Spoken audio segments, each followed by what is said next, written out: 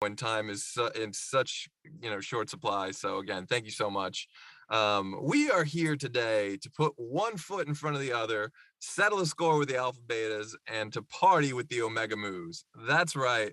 We've waited long enough, and I'm not waiting any longer. It's time for Revenge of the Nerds V, the new class. But before we get Booger Presley on a mean guitar, we need a little backstory from our friend LeMar. And that means it's also time for you guys watching at home to dish on how the nerds came into your lives. We talking VHS, laser, theaters, cable. Hit us up in the live chat and let us know. So, LeMar, when was the first time you nerded out?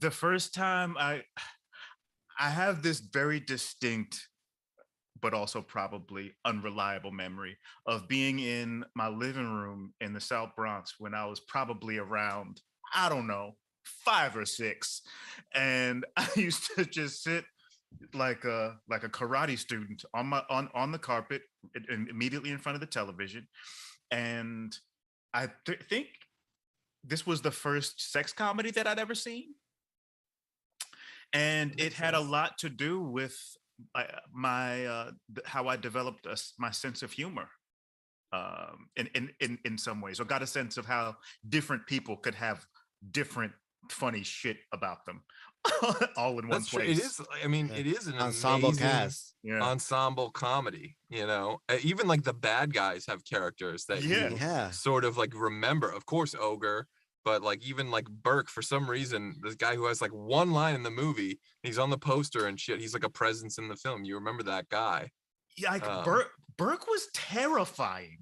Like Burke seemed more dangerous than Ogre in some ways. And definitely, yeah. Because, totally. Like he already, and I think this was subliminal, he already kind of looked like he had like a grown-up job. Like I don't remember what he was wearing. I know what you mean, yeah. Like I don't remember what he was wearing in the actual movie. I'm sure he was, kitted out in the whole alpha beta gear too.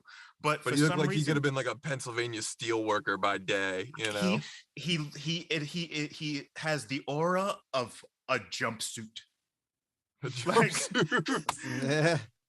He's pumping gas by day. He's a mechanic by day. He's working on trucks all day, and then he's alpha beta all night.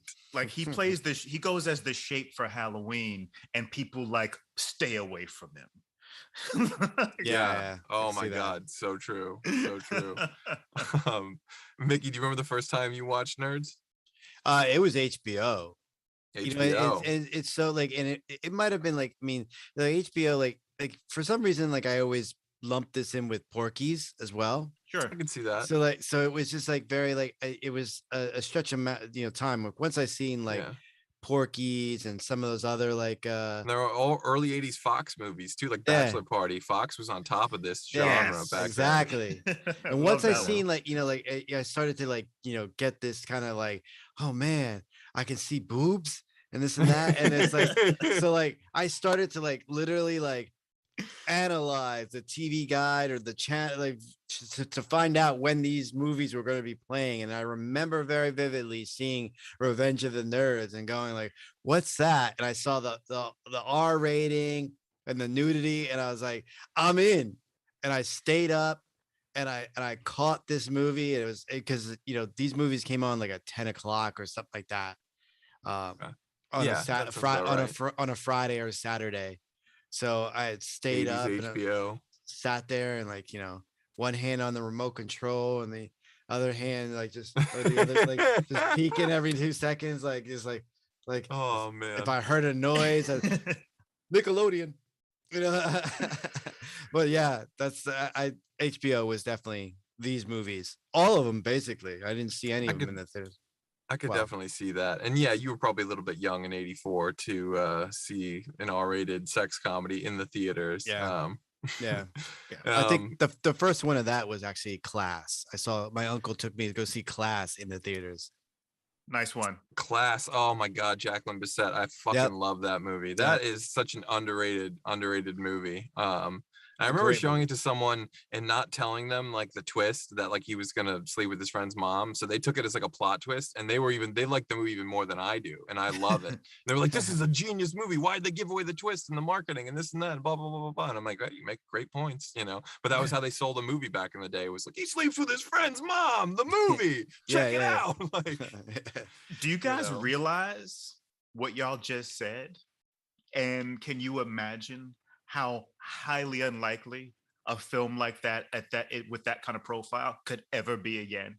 Well, it wouldn't come out in the theaters, but it'd be online. Oh, so true. Yeah, it's so true. And like not even in like an innocent, like a Harold and Maude kind of sense, you know, like they're No. just, you're right. Those things are probably the stories of the past. American For Pie and for was good probably and the for good last of it. reason. And for good reason. But anyways, I do want to see what people in the chat are saying about the first time they watch Nerds. I see Matt Sharp in there, Mike Saunders, a couple of mashup geniuses. Thank you so much for tuning in, you guys. Honored to have you here. Kyle 2.0, given with some technical keeping. Mike Saunders says he watched it on cable, so similar to you, Mickey. Matt Sharp says VHS. Similar to my entry into the franchise. And Devin Zane with a hello, guys, glad to be here. Thank you again for tuning in. So I actually, this is like the one franchise I didn't go into in a linear fashion. Nerds 2 was just like a tape in my house that was just getting played all the time. So that was like the first one I ever saw. Didn't even think Wow. about like what Nerds 1 was like, you know. I just saw, and it was like this innocent, sweet movie, Nerds 2, you know. Oh my God. I It's love so- Nerds 2. So I'm Nerds like 2 is my favorite. I'm like 3 years old and I'm obsessed. I know all the lines to the No on 15 song, you know, and like it's just I would dance on the coffee table and get yelled at by my parents every single time when that part came on. I would go crazy. I loved it.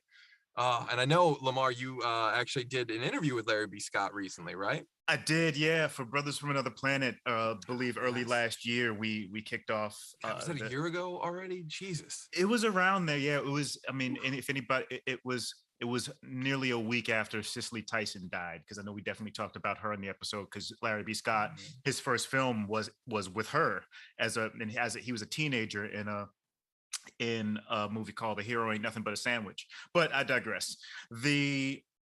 That interview was amazing, and we talked about all kinds of things. And what I learned about his experience with the film is that he left The Karate Kid early to do the original Revenge of the Nerds. Wow. And he told this story. I listened to that, but I don't remember catching that detail. Like they had more again. scenes for him to be in. Like he was going to be at the All Valley, but he had to go.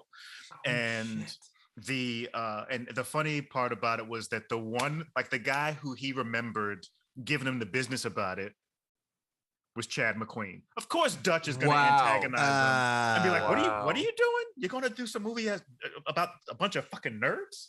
What? Wow. All right, dude. Good luck." Like, yeah. Well, I mean, on paper, if you look at the on paper, the movie, like you got to think like, how they pitch this. See, at first I thought you meant, and I'm sorry, but that like Chad McQueen was like, "You're not committed to this project, Karate Kid," like, no, that whole thing. But now I realize it's more like some nerds, like you nerd, blah blah blah. It was more like, really, you're gonna leave this job to do that other job early? All right, like, see ya. That's incredible. Yeah, it's what my mind is blown. Like people have seen me go like this twice already, and the reason why that has happened is because your experience, Chris, for entering into the world of the nerds is probably the most drastic regression from a film that is like so PC. Whereas you go to back to the original and you're like, so who were these monsters? That's the funny thing for me is, I was obsessed with the second film from the time I was 3 years old. It was like, I watched like 8 movies. It's like Back to the Future, Karate Kid, Rambo, Dirty Harry, Predator, and God damn it, now I'm Revenge of Nerds 2. So then it wasn't until I was about 7 that I saw Nerds 1, and my dad, I saw he had it on tape, and I'm like, what? I didn't know we had Nerds 1 in this house. Like, because I lived in a world of like closets full of tapes. So I was like, oh my God, my dad, and he must have just recently watched it because it was like on top of his VCR. I remember this. VHS tapes were like contraband back in the day. Yeah, man. And I had to go play a baseball game or something at night and like strike out and, be terrible and disappoint my father. And I asked him, hey, on the way home, can I watch Nerds 1? I saw it in your office, or like, are you watching it or something? And he's like, no, you can't watch it. I'm like, oh, what are you still like, did you not finish it yesterday? You're gonna like, and he's like, no, you just can't watch it. And I'm like, why? Like, I don't get it. Like, is it because I struck out and I suck at sports? Like, what's going on? He's just like, no, you can't watch it. And so what was the fucking first thing I did when I got home? I grabbed that goddamn tape, took it downstairs and watched it. And I was like, oh, I see why he didn't want me to watch it. Like, I mean, he could have been lame. honest. I mean, a dad could say like, it's, you're not ready for that movie. It's too grown up or something like that. You No, could but have. he just gave me, he didn't even say like, no, because I said so. He just said, no, you can't watch it. No, you can't watch it. No, you can't watch it. So I was like, I'll show you what I can't watch. Or you know? maybe that was code. I know how the VCR works, old man. Maybe that was code. He's like, maybe no, you can't watch it. No, you can't watch it. No, you can't watch it. Then no one can say exactly he didn't. I told him he couldn't watch it. But then, of course, Nerds in Paradise was, again, this great, sweet, innocent movie. It's probably why I still love the Nerds enough to actually wear the nerd sweater over my Hawaiian shirt. Nice. Too bad Ian's not here the one time I cover most of my Hawaiian shirt. How please share the story of how you acquired a Tri-Land cardigan. So I wish there was like a cool story, or I was at a punk rock flea market or something, even like vaguely, cool. But no, I think I got it from 80stees.com. There's a site that a friend of mine showed me, a decade and a half ago, 2 decades ago, but and they just have great stuff. And I think, or maybe even I got it from Amazon or something, It's a great piece. I needed it. Of course, now you look back at Nerds 1 and you see a lot of things that don't age really well, and you're like, oh, maybe I shouldn't wear this thing. There's so many things that don't age well, but there's just awesome. so much in that movie. Yeah, it's the heart of the movie is sweet and innocent, but there's some things that are like, wow, what a fucking time. My favorite part is actually like, I mean, obviously, like, you have a lot of like, sex and nudity and all that stuff, but my favorite part is the Poindexter dance at the party to Thriller. The whole party, to me, that's in some ways that party is like the peak of the movie for me. Whereas like everything else after that becomes like sort of like factory, sort of business, sort of like whatever. But that party just seems like where they had the most fun in that movie. Yeah. It's just everything. Like the soundtrack is great. There's wonder joints, like LeMar's dancing, Booger's dancing with every single girl. Girls are like, that one girl walks up to the other and like gives her the fucking like the umpire waves her out of the gate. Like, you're out of there. Yeah. Oh, so good. So good. There are that party, like there are, I think, a couple different saving graces that make the movie maybe not, I wouldn't say full on rewatchable now without any irony, but at its core, like there are these moments that come up where you're like, that's like, I see how this movie could be connected to the second. Like there's the party, but then there's also the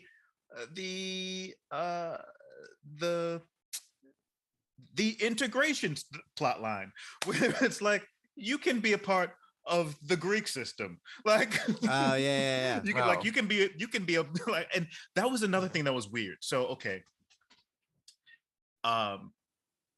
so Bernie Casey's chapter of Lambda. Yeah. Gosh, I forget what his name was in the movie. UN Jefferson. UN Jefferson, right. So to have them in the movie too is like, it's fucking cool and random. Oh yeah.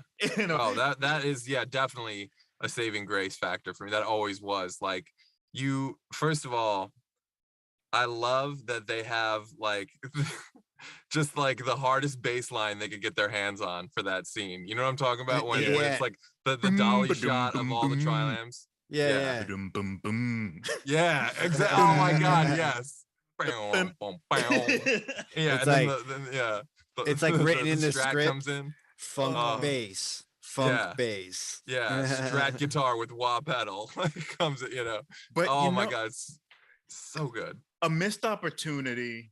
Well, actually, it would have been a decision before its time. But what I didn't realize, because I associated just there were all black frats, that representation of them is completely different than like how Black Greeks really are. Like they are dignified black men, but like to just have tight fros and cardigans all the time, walking like, you're gonna run a church someday, is way different from the canes and the step shows and stomping of the yard, if you will. Yeah. Of Well, I didn't know that we know, so to imagine a frat like that saying like, yeah, let's fuck with these nerds real quick. Yeah.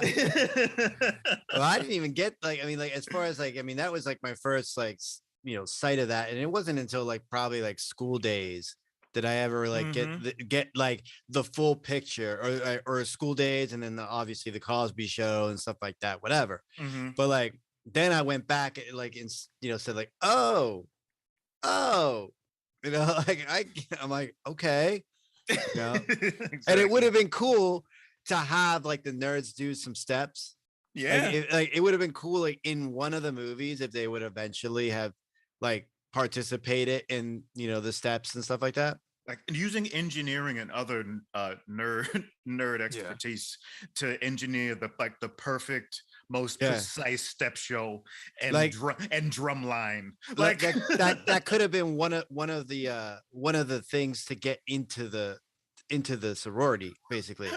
Like you have to pass the test. Like, so a part of this is you have to learn the steps. And there you go. Would have been awesome. Missed opportunity. They did a little bit of Heck Week in Nerds 3, The Next Generation, but we will get to that shortly. I feel like there's a couple things that are, still saving graces in Nerds 1, and one was just on the tip of my tongue. I feel like I may have already lost it. No, kind of building off what you were saying, LeMar, like using the nerdy, like engineering and stuff like that. Like that's one of those saving graces of the movie. Like the drug that counter-affects alcohol so that Takashi can win the tricycle race. Yeah. The javelin that goes with Lamar's limp-wristed throwing style. Oh, and that fucking song that plays when he's riding the bike is the best. Deji, bum bum bum bum bum bum bum. I fucking love that. I feel like that's the one song. I have the whole soundtrack, but I feel like I don't have that song for some reason. I couldn't find it. Why didn't he return for the second one? I don't know, but and then he came back for the third one. So I feel like I feel like they straight wrote him out of the second one in like a cold way. But I rewatched it and it just feels like, oh yeah, what the hell? They felt like they couldn't, fly him to Florida. One first sad thing. I never noticed until just now that Takashi was not in Nerds 2. Like, wow. But the weird thing about that is that doesn't mean I don't remember him as one of the nerds. Like, oh shit, Takashi wasn't there. I never thought that. Maybe that says more. I will admit, I hadn't thought it until like recently. Yeah, I was like, oh shit, it's not something like I always thought about. How one of the Hall brothers came back in Mighty Ducks 2, but not the other one. Like, what happened there? Like, that's a story, damn it. Like, but I never thought about that, until and again, because he comes back in the third one, and the third one is just, it's we'll get there. But I mean, they do panels. They did the round of panels at Comic-Cons and stuff at one point. There's actually a good one on Fandom Spotlite from Steel City Comic-Con that I watched recently. It's a great panel. So if you guys really want to hear it from the people that were there, check that out. But yeah, Nerds 2 always felt like for me, because the interesting thing about Nerds 1 is it was made to be a tax write-off movie. They picked based on the title, they thought this will lose money and we need to write off all these Star Wars profits that we have. This is not a joke at all. This is dead serious. How the movie got greenlit. Okay, so now that makes sense. Studio people don't think like Nerds. Yeah, that sells. You know, they thought, oh, this no one's gonna go see this, right? But then of course they didn't, give a shit. There were no studio executives coming around on set, so the movie was a party, and they filmed it, and they captured lightning in a bottle. You got to give a lot of credit to the director and to the cast for making it like have heart and a sweetness. Timothy Busfield as Poindexter has basically no dialogue in the first movie, something I didn't realize until I watched that panel. He has like one or two lines, and then he does the dance. The rest is just like stuff like that. And he does the dance, and that's like the highlight, one of the highlights of his character. That's his highlight. And you remember that character because of that dance, and because just of like the presence that he found. He put that together for the audition. The casting director didn't even recognize him. He's like, "Why are you here? I don't know you." He's like, "I'm Timothy Busfield." She's like, "Oh my God, wow." Because he had already been in to read for Lewis, and so then in the room, the casting director told him he got the job, or the director, Jeff Canoe. But again, so the second movie, the difference is now you have a studio, and I should back this up a little bit. So they thought Nerds was going to lose money. They released Nerds on like a moderate amount of screens, like 500 screens or something like that, and it like starts, practically smashing house records left and right. And then, so Monday morning rolls around, and this executive at Fox who had taken over midway through the production of Nerds and hated the idea that the movie was even being made, he started getting all these calls from other studio heads being like, "Why didn't you roll this thing out big? Didn't you know what you had?" And Siskel and Ebert actually gave the movie a good review, which you would not expect in a million fucking years, but they were very generous to the movie. They're like, "Yeah, great, sweet performances, very, kind-hearted movie, blah, blah, blah." So, back in the days, this was almost, innocent compared to like Bachelor Party and Porky's and stuff like that. Which is crazy. Now it's like as raunchy as it gets. Probably because the Nerds kind of desensitized it. Those other movies had like more like jock, like I guess so. Aggressive male, male characters in them. So it's a little bit off-putting to some to see that kind of thing, and especially the treatment of women during these movies or whatever the case may be. But you throw Nerds in there that are just like, just wholesome. And out of all of them, Booger's the most aggressive one. Yeah, which is the greatest running gag in 2. And not like he has his moments where he's good for a pickup line, but he's like he's one of the least aggressive in that way. Like he's boorish, and like unapologetically disgusting. He might walk up to a woman and say like, "Yo, man, can I grab your titties?" and get slapped for it. Yeah. But okay, I take it back. I remember him saying, "Step aside, mama. Let me see some of that muff." And that exactly. I mean, and then 2, his line is, "Excuse me, miss. I just want you to know that I don't intend to sleep with another woman until I'm back here with my head resting between your creamy thighs." Laugh. Next one walks by. "Excuse me, miss. I just want you to know that I don't intend to." Or the fact that like he's so aggressive on the beach when they get to the beach, and the women go by him. He's like making dog noises and shit. Yeah, that's that kind of stuff doesn't age so well. But hey, I mean, let's be honest, Gilbert's the worst in the first movie. You moo girls sure know how to party. Not Gilbert, Lewis. I'm sorry, Lewis. Yeah. Lewis is the worst. But yeah, we don't need to, we're gonna try and not talk about that. That's just awful. Just so bad. Oh yeah, the worst. And if you really think about it, I mean, actually, fuck it. We're talking about it now. So we have a character who, disguises himself to be this girl's boyfriend, who she's clearly stated many times that she's despised by him. He like saw her naked already, and she was like, "Get the hell out, get the hell out." He pretends to be her boyfriend and does the most like insanely horrible thing you could ever do. And she falls in love with him. Oh, and also he was giving out nude pictures of her to everyone on campus. What a lovely guy. I love this guy. The way that I think that they tried to make it make sense is that she was just so backed up because or to be or more to it in the narrative, she and Stan had starkly different sex drives. That's they try and pepper these things in there. And one thing I never even realized until watching the movie with the commentary on is that, and it does make sense now that I've heard this, but the whole thing is that I guess he just goes down on her, so that makes it less bad. But I thought, you know, but it was insinuated. Like, he leaves the mask on, so I never thought in a million years that that's what he did. Yeah, you don't think until I heard it on the commentary, and I guess you also have to assume that's something that just Stan never did a day in his life. But definitely not. No. Yeah, definitely not. Right? He's too pretty. He's like, I don't have to do that. Yeah, so we're gonna try and pretend that didn't happen and a lot of other things, because oof, my god, does that just not age well at all. That is just horrible. And shouldn't even have been there in 1984, let's be honest. No. That was fucked up at the time.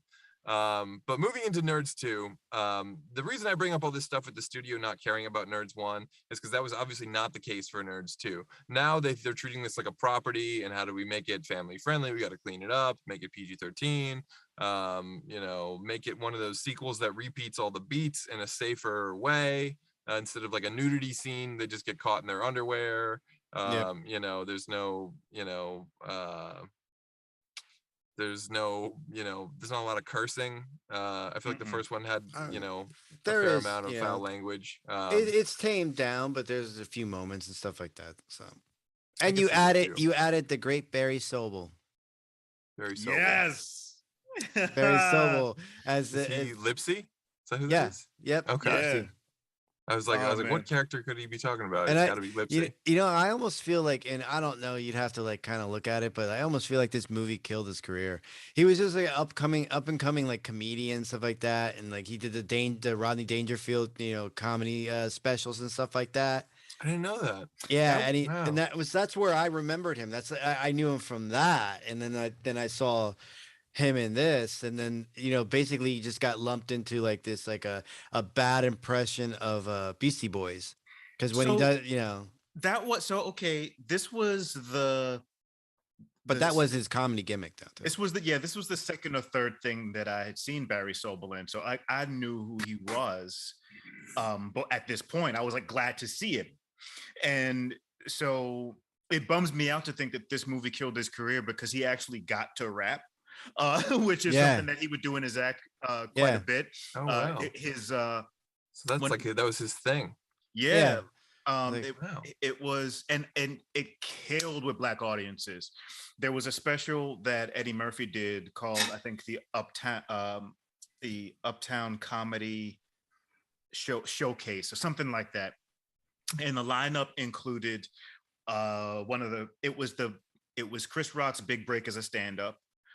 It was Marsha Warfield doing stand-up. Yeah. You had Arsenio Hall and I believe Robert Townsend doing stand-up. No. And it was the first place that I had seen those guys. And so then when Robert Townsend got his own thing going, I was fucking pumped. Dude, and Five Heartbeats, Meteor Man. I love his comedy specials, the Robert Townsend specials. Yeah, Partners in Crime. Partners in Crime. That was sketch comedy at its finest. Classic. And a wonderful precursor to In Living Color, because he and definitely. Ivory Wayans were contemporaries. Yeah. But yeah, Barry Sobel's thing of being like the white boy who rapped, talking about I want to know your zodiac sign and shit like that. Mm-hmm. He killed with Black people, because we were like, look at this funny guy being like a Beastie Boy and shit. Mm-hmm. And it's, you know, it's just fucking silly. But yeah, I follow him on Instagram now. I think he has this I think his son is a skateboarder, a pretty serious one, and so he's always promoting that, and he's got an illustrated character that is kind of his brand. Not doing a lot of comedy that I can tell on Instagram, so I don't know how far away from it he was, but like this movie for me is like, yeah, Barry Sobel had his moment. Yeah. Like he did 227, guys. Like Yes. so He did a lot of things like that. He got to be in a comedy duo with Stoney Jackson. Like, who the fuck else is saying that? Dude, this is a lot of this is going over my head. I haven't seen 227, and I'm embarrassed to say I don't know who Stoney Jackson is. Wow. Okay. Yeah, it's good. 227 is awesome. Ian, do you yeah, sorry. Welcome. Hello, everybody. Yeah, you're in here. Yeah, sorry. What was the actor's name again who played Lipsy? You were just talking about Barry Sobel. Barry Sobel. Ian, do you know any other Barry Sobel roles besides Nerds 2? Lipsy in Nerds 2? Who's he in? I'm trying to. He's the guy. He works at the hotel, gets fired. Tries to stand up for himself. He raps with LeMar when they do the No on 15 song. I only remember him from Nerds 2, Nerds II. Sorry. Right, Nerds II, Nerds in Paradise. Thank you. Yeah, sorry. No problem. We're all I know behind schedule. I know 227, so I know that I remember watching a few episodes of that. But beyond, this is the only role I know him from. But so we're at the junction of Nerds 2. We're running a little behind schedule because we should already be pitching sequels, but we'll have to brush through 3 and 4 quickly. But in some you can't brush through Nerds I the Next Generation. How dare you brush through? Well, do you actually like that movie? Morton Downey. Yes, Morton Downey Mickey. fans, Of course, I love. Look, all right. First off, let me. I came at the right time, apparently. Yeah, you did. So, you came right at the crux of LeMar, the soul of this welcome. episode. Thank you so much. First off, sorry for being late, everybody at home. No problem. But I know you're doing James Bond stuff. I know. I'm just destroying the world here. Partying with the Omega Moos instead of being here. Anyway, no. Nerds 1 for those who want to even know where it came into my life. My parents were geniuses, right? They borrowed 2 VCRs at the time, and they did the recording of like renting a movie from the video store and then recording it right away. And Nerds was right there on my awesome, as we call them, the Netflix videos, where the three EP long recorded versions. But trying to remember, I know that we had I know what always followed Revenge of the Nerds was a Winnie the Pooh Disney episode. I know that.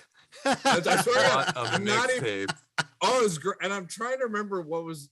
I think Heaven Help Us. So it was Heaven Help Us. Nice. Wow. Yes. Yeah, that's solid. It was Heaven Help Us, Revenge of the Nerds, Winnie the Pooh. And I'm not gonna. I can't vouch for this. My mother's probably watching, can vouch, but I think after that was Creator with Peter O'Toole. That tape is all over the map, bro. I know. I wish I still had that one. Still had that one. Oh my god. So that's amazing. So Revenge of the Nerds, the one without Lewis. That one I used to watch on HBO.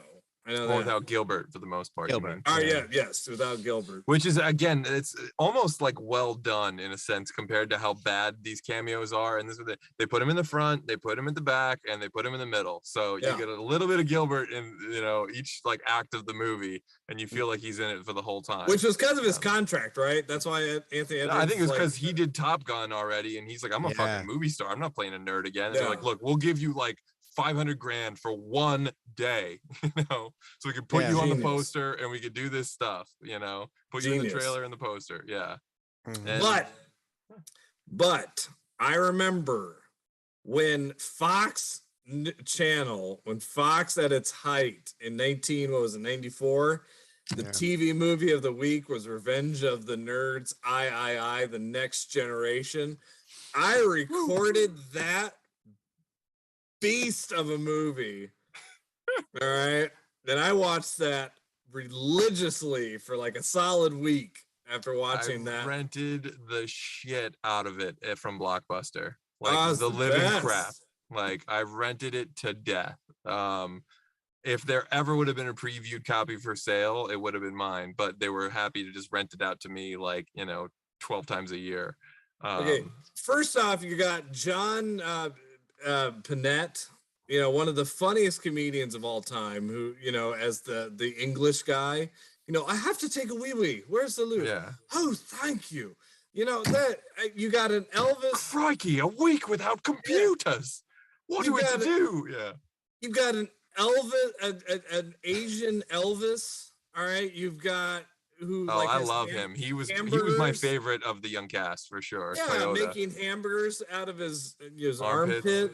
Oh, so good. I like this guy already.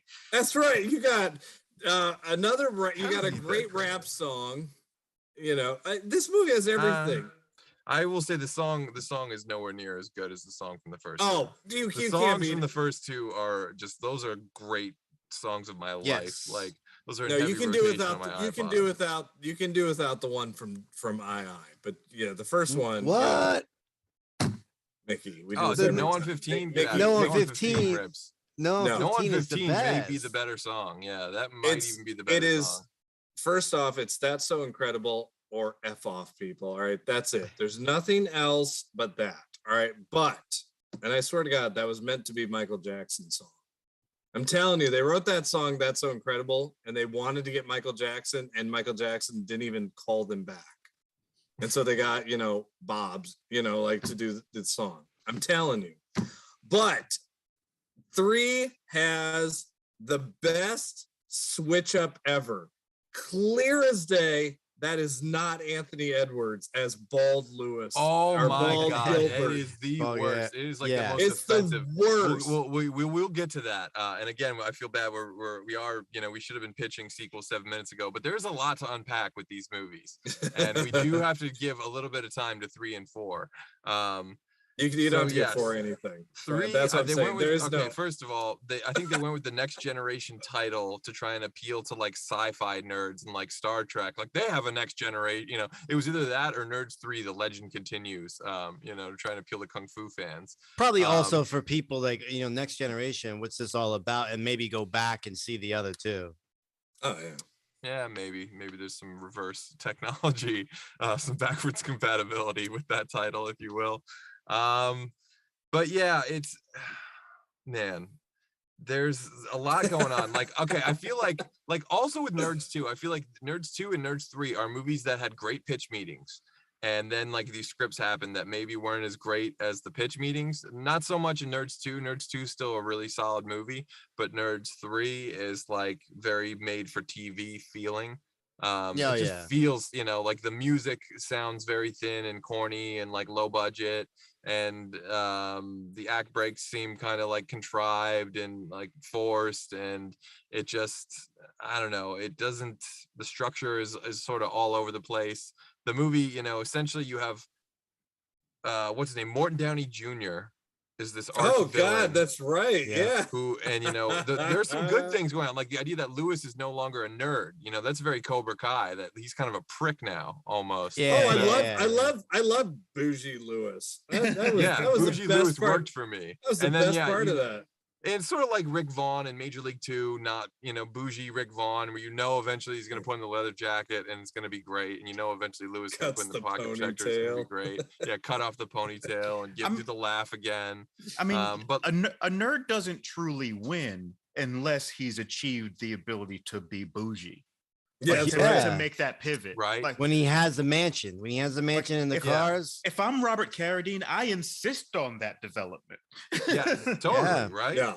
In fact, at a recent panel, he's there. That's where you see Lewis in 2021. He's like, I'm Bill Gates. That's where I see Lewis in 2021.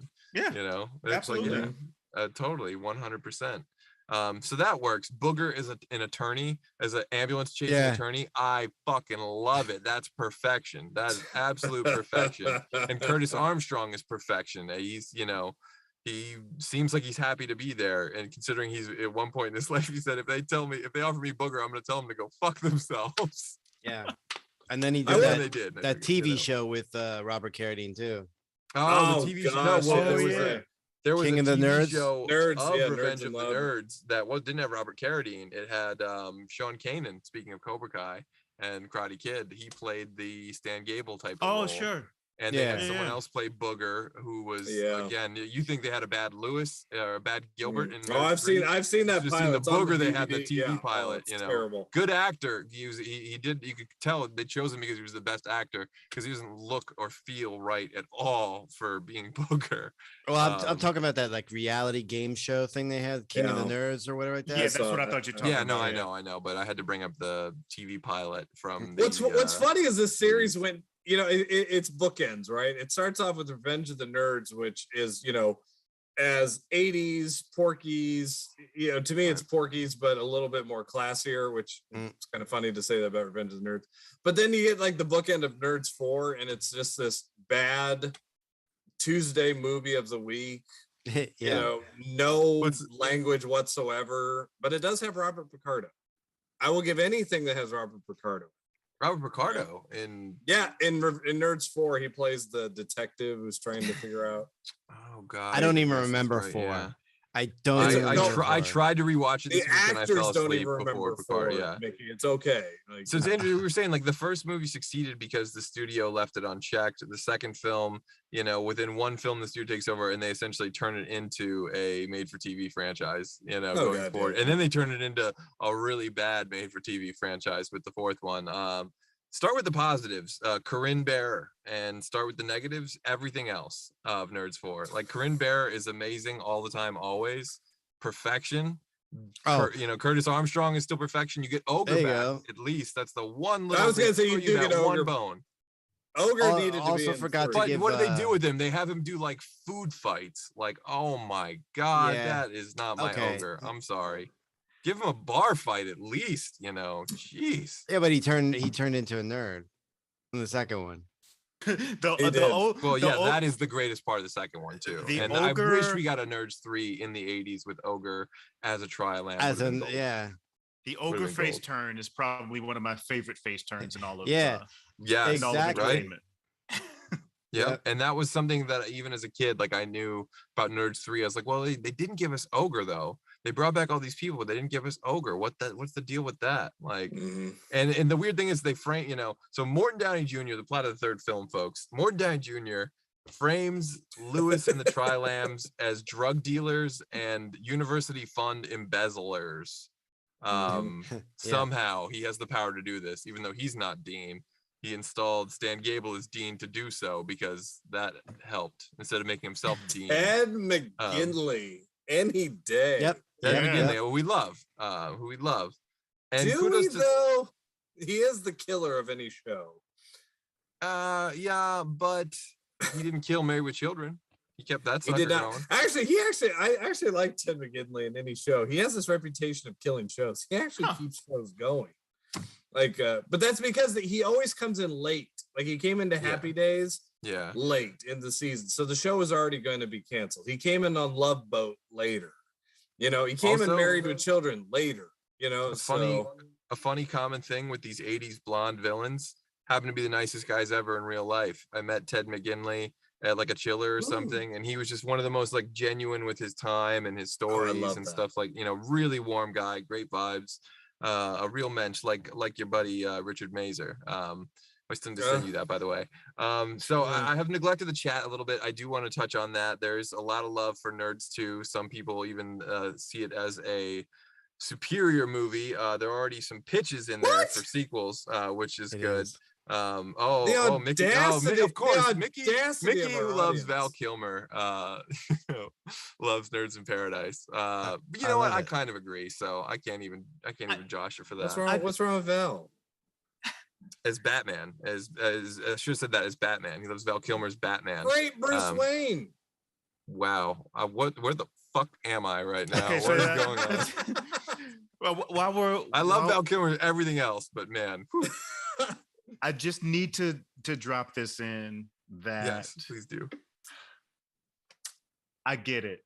I too very much enjoy Nerds in Paradise, and I think it is categorically a better movie than the first for reasons that it can survive in this century. True. But No on 15 was kind of corny. It was. What? Oh It man. was. Now, that doesn't mean I didn't love it. Like, Plus, let's was- give some love to Courtney Thorne-Smith. oh, True. Oh. And Bradley Whitford. Yeah, exactly. He was This awesome is too. this is the most Bradley Whitford is. I mean, Well, he's even oh, he's right? even nice. This is he's the even Billy nicer in The Madison. West Wing. This- Yes, yeah, this this- is, yeah. This makes his character in Adventures in You're on Babysitting look fire. fucking like an angel, you know? So that- cool. Was that him? Yeah, Yeah. Adventures in Babysitting, yeah, so cool. He's got the so cool Whoa, license plate. Yeah, yeah. that's him. Wow. Yeah, You're just not cool. yeah. You're wasting your time, kid. This one's locked together at the knees. Fucking Jesus, man. Who else could give that goddamn line? Only Christ, talk Brad- about shit that only talk about Whitford. shit not aging. Well, that's a goddamn Disney movie. Yeah, I know. But so Oh, Disney can I correct though one thing though please. that I must correct in this universe. Revenge of the Nerds Nerds in Paradise does have Ed Lauder. That's And true. Ed Lauder's The great. world does not acknowledge Ed Lauder for the genius that Ed Lauder ever was. The sheer fact when he pencils on his hair, for one. Yeah. Oh man, that's great. But two, just Ed Lauder is in like every great movie as guy number 5. That's important to the plot. Like, you ever seen Death Wish 3? Yeah. Yes. Yes. That's That exactly movie- what I was thinking about. That movie Yes. does not happen without Ed Lauder. That's true. That is Agreed. true. You know, You ever like- see a little hockey film by the name of Youngblood? Yeah. Oh gosh, Swayze and Right. Lowe Who and else all- could command fucking Swayze and Rob Lowe and Keanu? Yeah. Who else could coach that team but Ed fucking Lauder? Oh man. God, I love that movie. It's you know, it's She better happens than it to be should my be. daughter. Well, then I guess you do. Demo! Yeah. Oh my God. That's right. That's the coach's daughter, Cynthia Gibb. Oh my God, I loved her too back in the day. Modern Girls shout out. But so Forget Revenge of the Nerds. We're on Youngblood. forget. Yeah. It's the Ed Lauder. It's the Ed Lauder show now. It's the Ed Well, Lauder show. we know don't you're have to talk watching about Ed. 4. Come on, We don't a have to future talk episode. about 4. We did talk about 4. We don't talk Let's about talk about 4. Booger gets married. There's a bunch don't of talk bullshit. about Stan Bruno, gets and you chicken don't talk pox about because he 4. doesn't want to be in the movie. They awkwardly put him in bed with a college age girl, which is like really, really weird for the entire duration of the movie. Yeah. They have Skolnick vision, which is some stupid 3D gimmick that I don't know. Maybe they were trying to have 3D have a 90s, thing between that and Freddy's Dead. What else happens in the movie? Booger's in-laws come to grips with the fact that they are nouveau riche. That is the main plot of Nerds 4. They spend more time on that than they do with any fucking nerd.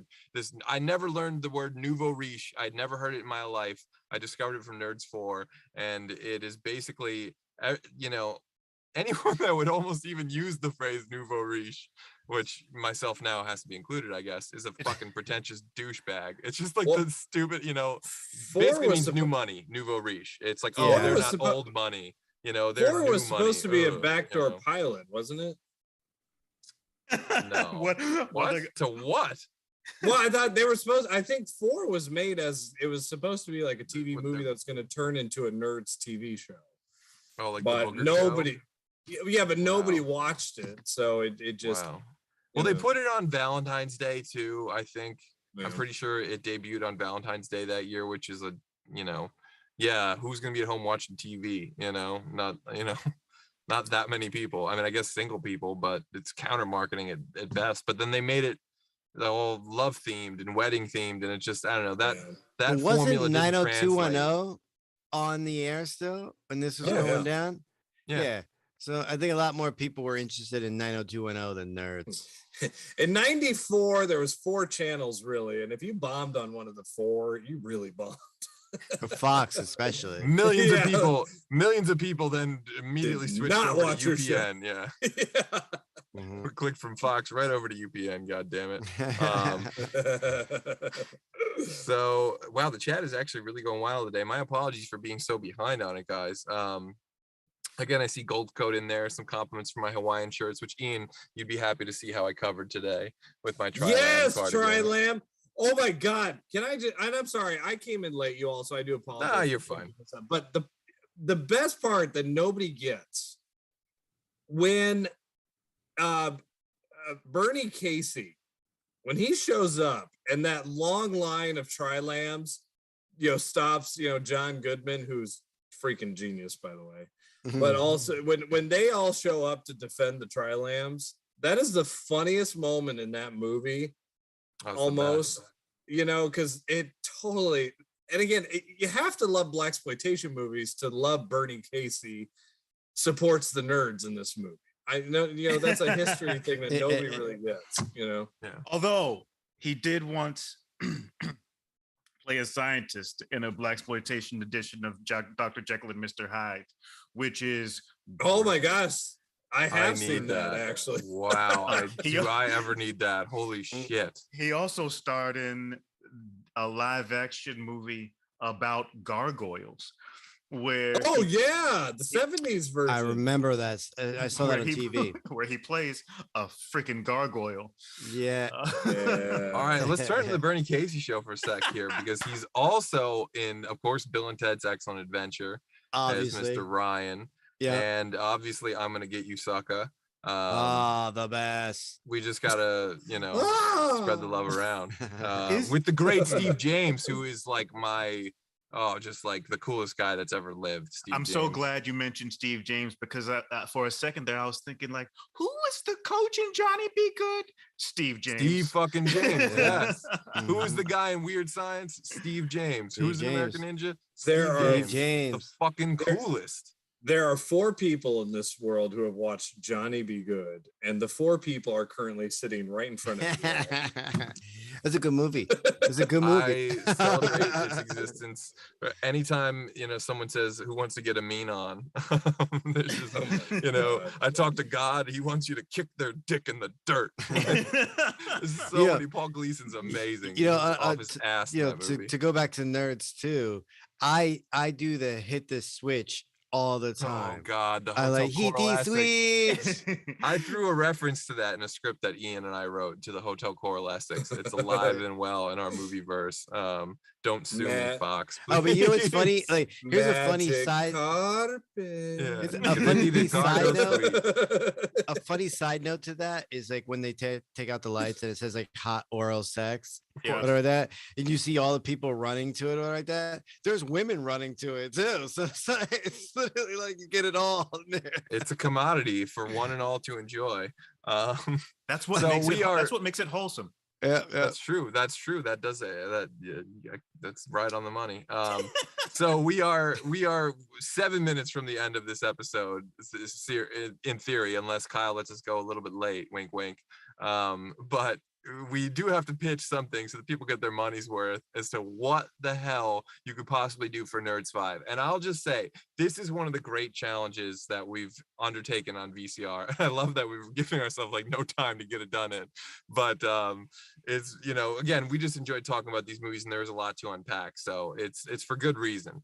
So it's 30 years later now, right? Essentially since the last movie. I hate to say that, but it's almost 30 fucking years later. And roll these characters' lives forward. Like, where are these people now? Where's Ogre? Where's Booger? Where's Poindexter? Where's Lewis? Where's Gilbert? Where's Wormser? How do you feel like it's with so many of them, your instinct is to be, well, they're all Bill Gates, they're all millionaires, they're all doing great. Yeah, but I also think maybe exception of Booger and Ogre. I think some of them, or if not all of them, would be on like the council, the college council of some sort or whatever like that. Something involved. Yeah, maybe Stan's still dean, because Lewis said he would work to keep him on as dean. I don't remember if they talked about, although I feel like he was selling software in the 4th movie, so they didn't play that through. And like, I need to respect the shittiness of 4, and whatever they said happened, you need to like, acknowledge, So Lewis had a kid, which would be too old for that kid to be in college now. You could maybe play with time a little bit and say that kid's just entering college, but I don't know, you're leaving 12 years on the table, maybe not. All right. So I've always thought this, all right, for years. So here's the thing. The challenge I think that we have is nerdism has completely changed in the landscape of 30 years. All right. Let's be truthful. Everybody's a nerd now. Right, when we were in school, Revenge of the Nerds, there was nerds. Like nerds are over here, right? Like there was now it's like everybody's this Morpheus thing of, I do play football, but I'm on Xbox all day long. Like they're it's weird, right? Here's my pitch. All right, I'll start this off. Yeah, please do. Revenge of the Jocks. That's kind of what Nerds 3 was, though. That's sort of what the next generation was. That's why it's so hard, because so many things actually have been done. But I think that in this day and age, the jocks are the losers on campus. And in my opinion, reverse the movie now. Right? It's Revenge of the Jocks. That Lewis, Skolnick, and all of them are on the board, right? I kind of feel you, but I don't feel like the movie is going to translate to like jock culture, if that makes sense. Oh, I agree. I don't feel like the same movie's going to work. So I feel like you could do like, and yeah, I've thought about this a lot, right? Nerds, it's like in vogue to be a nerd now. It's cool to be a nerd now. Yeah. And like, I think at Adams College, based on what I saw in Nerds 3, I think it's every nerd there looks like Zac Efron now, or every nerd there is gorgeous, and like they have 6-packs, and they're just like they're these amazing looking nerds. So then you have some real like actual nerdy kids come that look Revenge like of the real nerds. Yeah, sort of, where it's like, wait a minute, this guy's a nerd, but he's, how do we like, make our way through college in this? And obviously it has to be a college movie. Revenge of the Mickey. No, I'm just joking. I think there's a bigger opportunity here to game this out, though, given how we've evolved culturally. I mean, we're at a point now where the bullies in Cobra Kai were the nerds. Like the archetype of the inept academic overachiever, or at least like, geek of whatever kind, is completely set up to be an antagonist, because we have Mark Zuckerberg to thank for completely we have Reddit to thank. Like these are not good people anymore. Like the DNA that we could associate like nerddom with being just like the awkward, like not so handy with people, and therefore it makes them behave badly and with all kinds of hurt people bitterness. Like, I think it's an easier sell that they would be the bad guys if you're trying to make a statement which is these people have gone way too goddamn far. I like that. Almost like the redemption of the nerds. And basically, like, great title. You could have like, Lewis and Gilbert, or if he even wants to be a part of it, as the heads of the schools, and they're seeing the new nerd kids basically bully the rest of the school and this and that, and they're just kind of like, now it's just them trying to turn these. I've got an idea. So just to act one this thing, which is all credit to Ian, because this is I'm down the clown with this. This is fun. We started at like a reunion event. Right on. Love it. Lewis and gang, they're not like, sure, their kids are too old. They're fucking old. They have teen grandchildren now. Yes. Okay. That makes all right. Yeah. Now I'm into it. Yes. So to have not just one or two, but 3 different generations spanning like the culture of higher education. I love that. Yeah. Build it out. Yeah. Like is a way to bring in the old in with the new and have them unpack like, yo, we're fucking 60 or 70 or whatever the case is. And it's just like, the world that I see right now is I don't know if I actually like what I've wrought here. But find themselves in a position where like there really isn't a whole lot they can really do about it, because no one listens to the olds.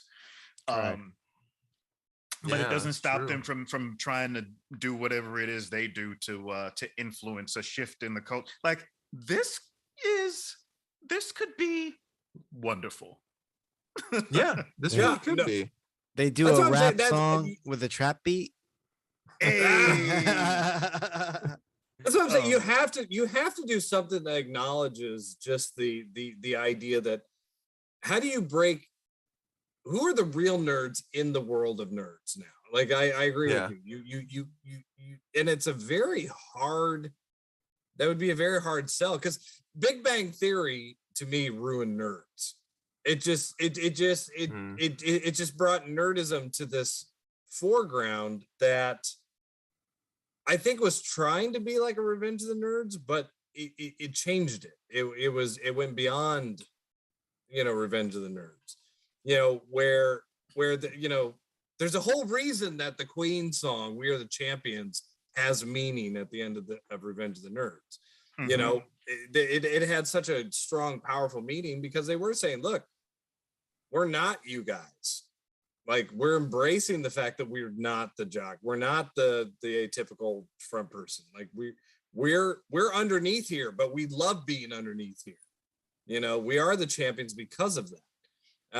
And you're right. In the span of this, we did get Bill Gates. We did get Zuckerberg. We did get, heck, Amazon is this multi-billion-dollar company because a book nerd. It's just a different world. And I think if you did have these, real, nice guys, kind of saying like, you should be there creating programs to help people. They're the real heroes, Yeah. You shouldn't sell this computer company. Like, no, do good things with your nerdism, create a game that's peaceful, not an X Factor game, or social media that's peaceful or something, yeah. I think there's a lot of interesting ideas there. I did get the green light by Kyle to go over a little bit, which is good. Thanks. Because I feel like there's some more to unpack here. Also, there's some pitches in the chat, and I don't want to neglect them. So actually, I'll lead with those. So our good friend Alex Bonafonte, thank you so much for tuning in again, buddy. He has a great pitch. DH Curtis Armstrong and give us Booger Begins. Booger travels. Synopsis: Booger travels to the mountains of Nepal or whatever. It writes itself. It's fucking brilliant.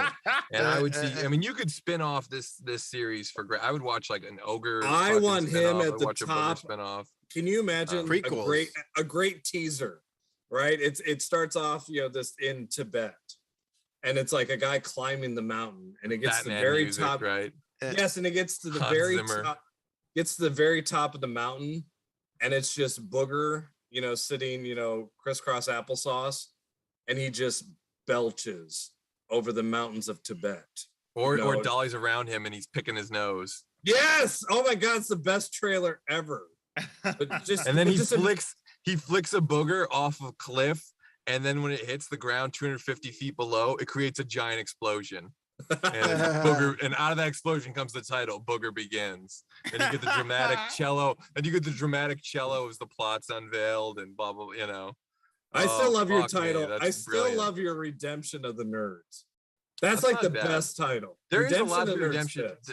and again, my title, when I get to my pitch here in a sec, it's a little abnormal, shall we say, or something we used to do a lot, and we haven't done in a while on this show. But there's another pitch in the chat also from our buddy Sean Gold of Gold's Code. Says the nerds are the villains, and it's up to the other cliques to unite and put them in their place with a little help from LeMar Luttrell and Louis Skolnick. That's pretty strong base right there. Honestly, it's a little bit of Mighty Ducks Game Changers, what they did on that show.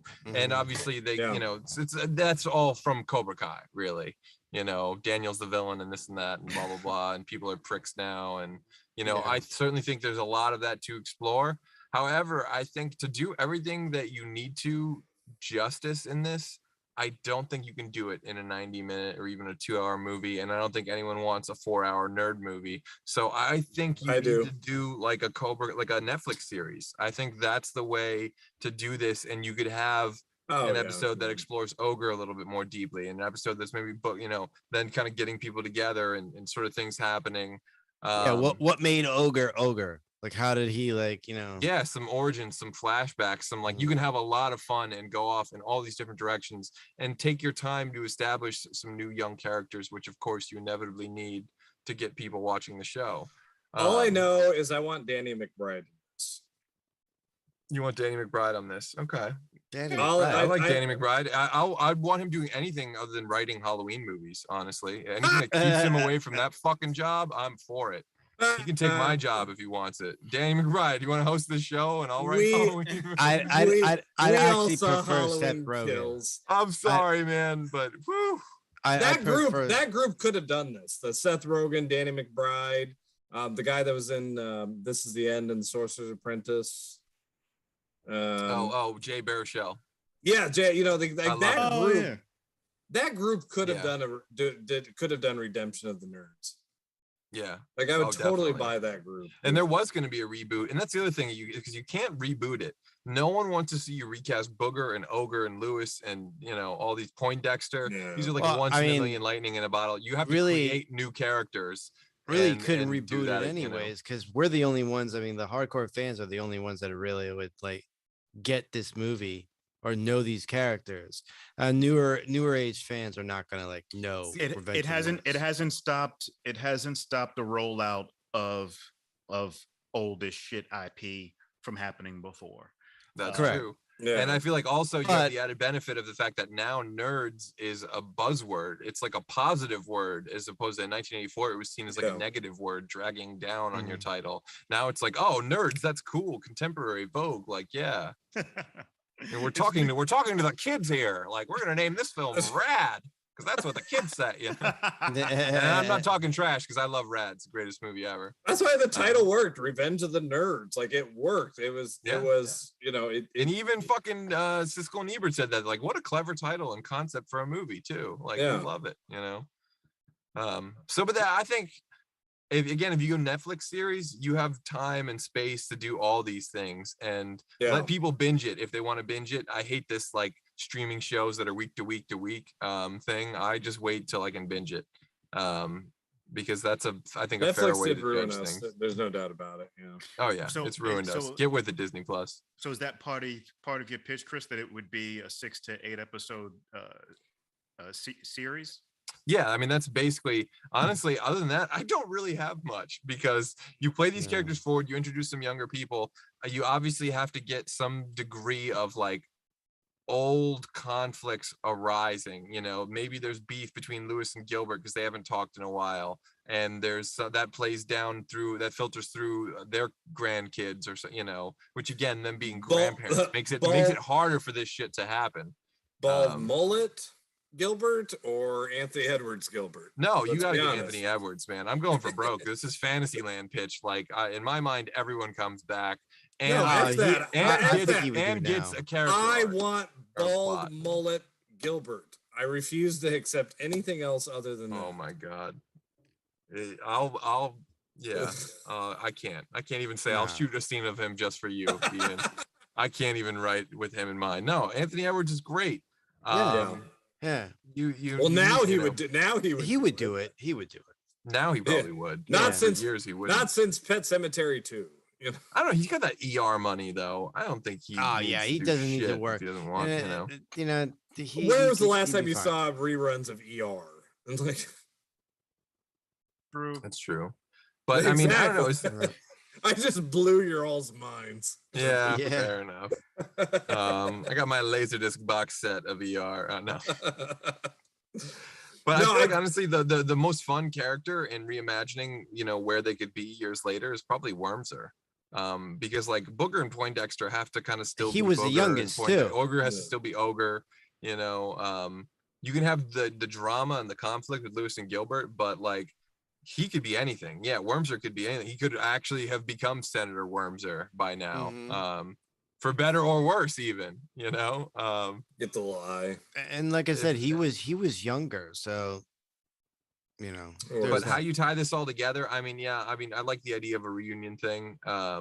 Maybe you begin and end sort of with reunion beats, so you have large cast of characters together. Okay. So you get that way. So okay, let's 2022 this, right?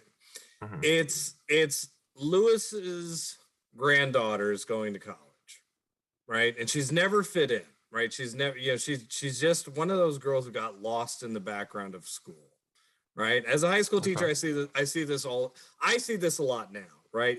Oh. It's you know, those who don't understand how to communicate, you know, they're lost in the internet world. They socially cannot communicate.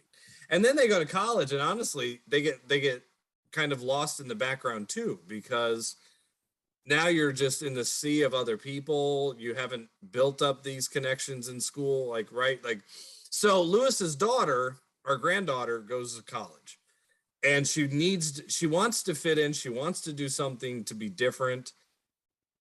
There's not a, you know, let's say that this school doesn't have fraternities or sororities, right? She does the first sorority of Lambda Lambda Lambda.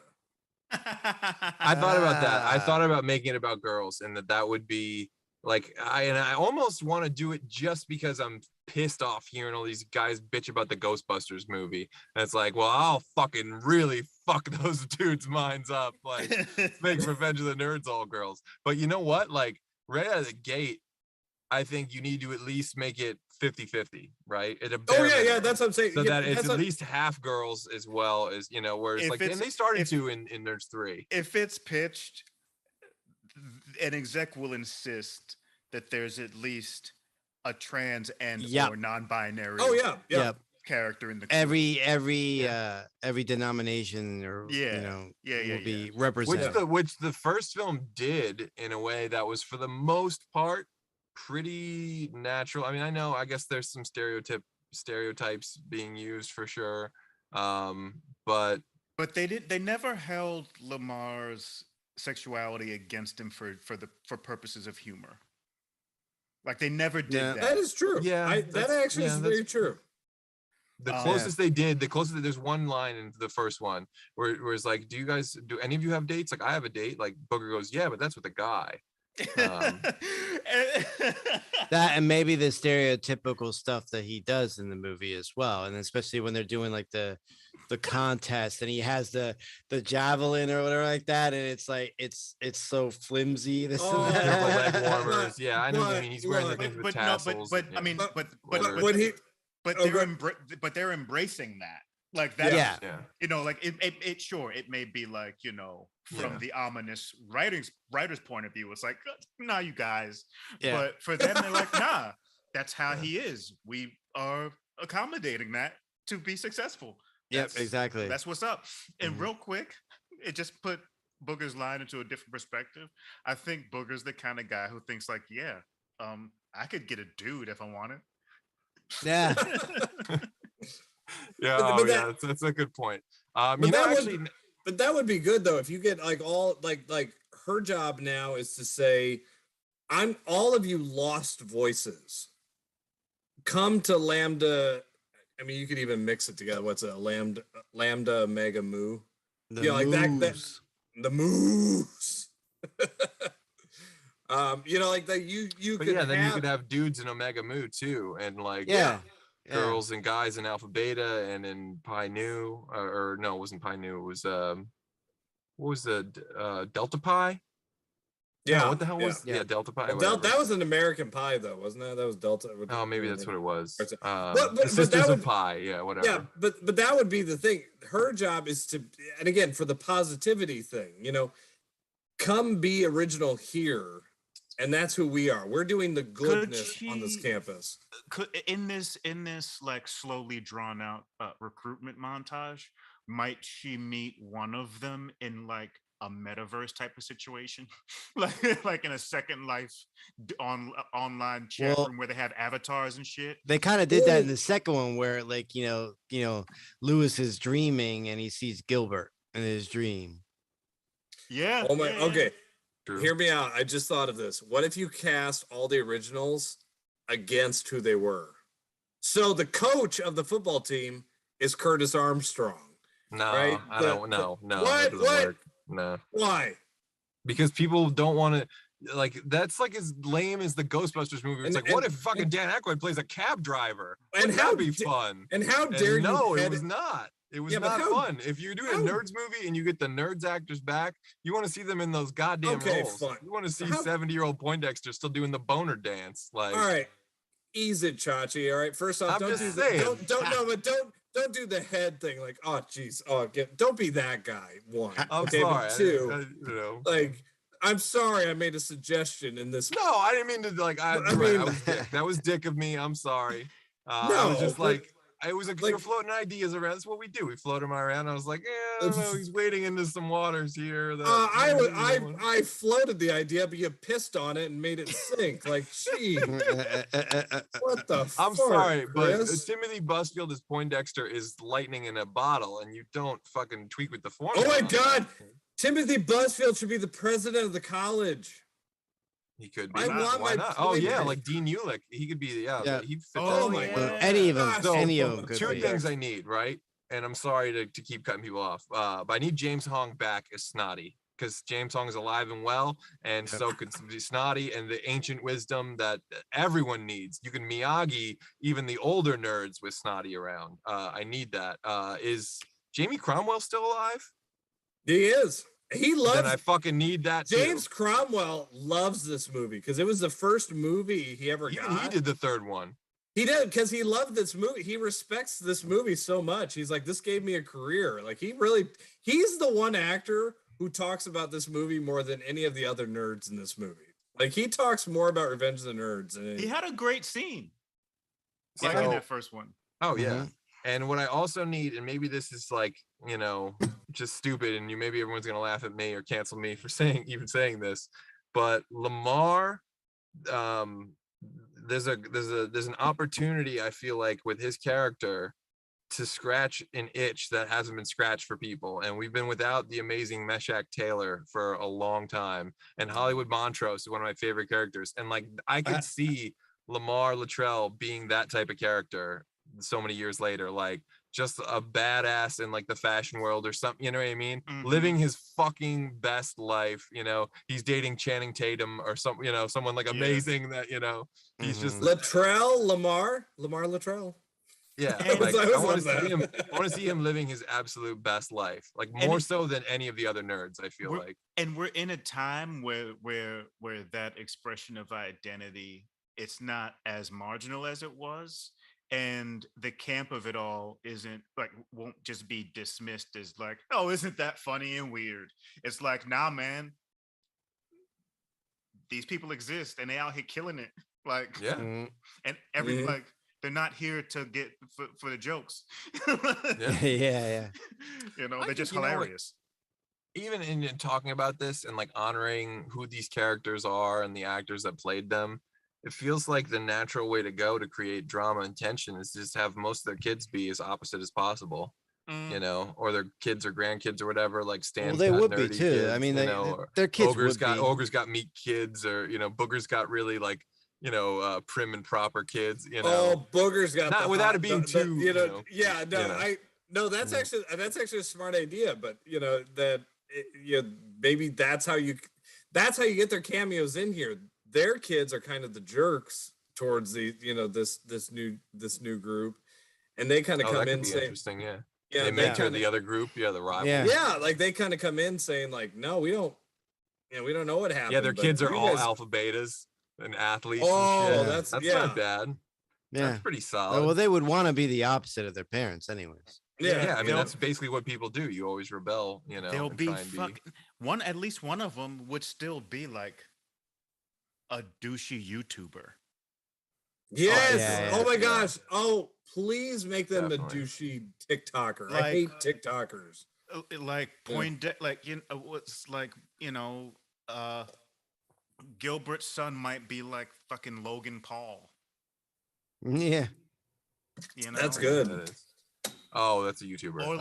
Like one of them's son is like I've never seen a man age more on screen than what you just did. Chris. I think. I oh, know that's a who- YouTuber. That's what those things are. Yeah.